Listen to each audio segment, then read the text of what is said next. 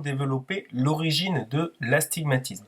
Est-ce que l'astigmatisme total important corrigé par des lunettes ou des lentilles de contact sur un individu est dû plutôt à la cornée ou plutôt au cristallin? Donc, voici ici un œil avec sur la face antérieure la cornée ici, avec une face antérieure et une face postérieure au niveau de la cornée. Cette différence de rayon de courbure entraînera un astigmatisme cornéen, notamment dû au tonus palpébral. Puis on retrouve derrière la pupille le cristallin avec une face antérieure et une face postérieure. Même principe, c'est ce qui va permettre de déterminer un astigmatisme interne, un astigmatisme cristallinien.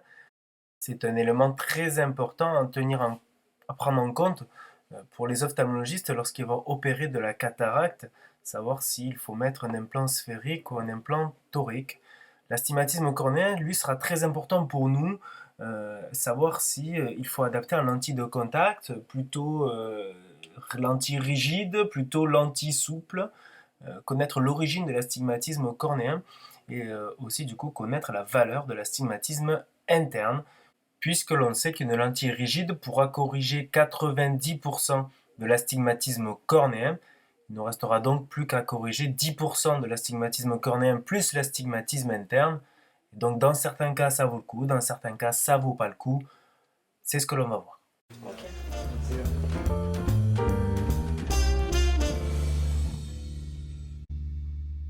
Alors sur ce premier cas, voici la correction d'un sujet.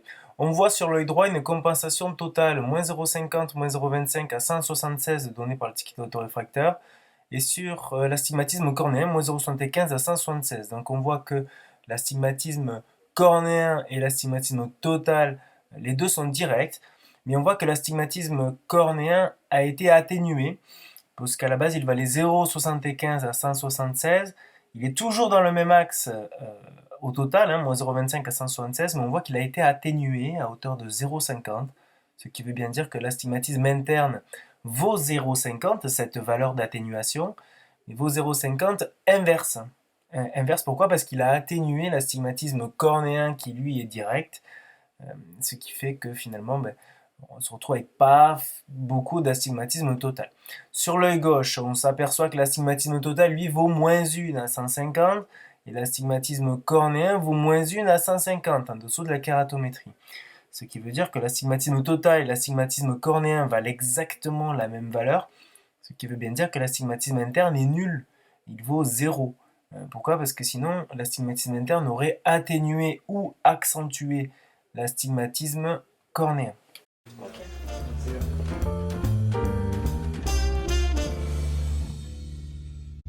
Alors, dans le cas numéro 1, nous avions tout le temps l'astigmatisme cornéen et l'astigmatisme total à 90 degrés l'un de l'autre.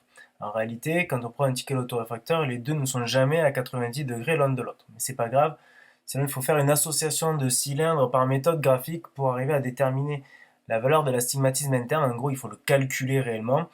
Nous, on va dire que on le néglige, on néglige cette différence. Donc on va dire moins 4,25 à 12 sur l'astigmatisme total sur cet œil droit, et moins 4,75 à 5 degrés sur l'astigmatisme cornéen sur cet œil droit. Donc, comme tout à l'heure, l'astigmatisme interne a permis d'atténuer l'astigmatisme cornéen à hauteur de 0,50 dioptrie. On constate que l'astigmatisme cornéen est direct à hauteur de 4,75, ce qui veut bien dire que notre astigmatisme interne est inverse à hauteur de 0,50 dioptrie puisqu'il a atténué l'astigmatisme cornéen. Sur l'œil gauche, on constate un astigmatisme total de moins 2 à 168, donc direct, et l'astigmatisme cornéen un peu plus important, moins 3,25 dioptries à 176, ce qui nous fait un astigmatisme cornéen qui est direct également. On voit que l'astigmatisme total a également été atténué à hauteur de 1,25 dioptries, donc l'astigmatisme interne vaut moins 1,25 inverse. Ok.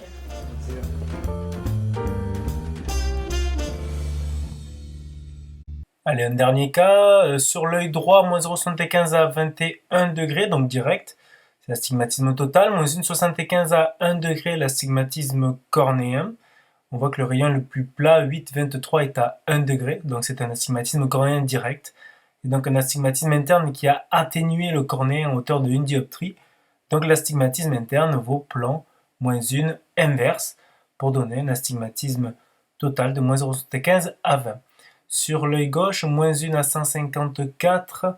Donc là, on est sur un astigmatisme qui est direct également, hein, c'est moins cylindre à 154, et un astigmatisme cornéen de -2 à 167, donc un astigmatisme cornéen qui est direct également, et un astigmatisme interne qui vaut -1 dioptrie inverse. Pourquoi? Parce qu'il a atténué le cornéen à hauteur de 1 dioptrie. Et la suite du raisonnement tient donc pour l'intégralité des cas que l'on traite et que l'on essaye de comprendre, où l'on calcule l'astigmatisme cornéen et l'astigmatisme interne, de savoir l'origine de l'astigmatisme total pour voir s'il est judicieux d'adapter un lentille rigide notamment, ou référer vers un ophtalmologiste.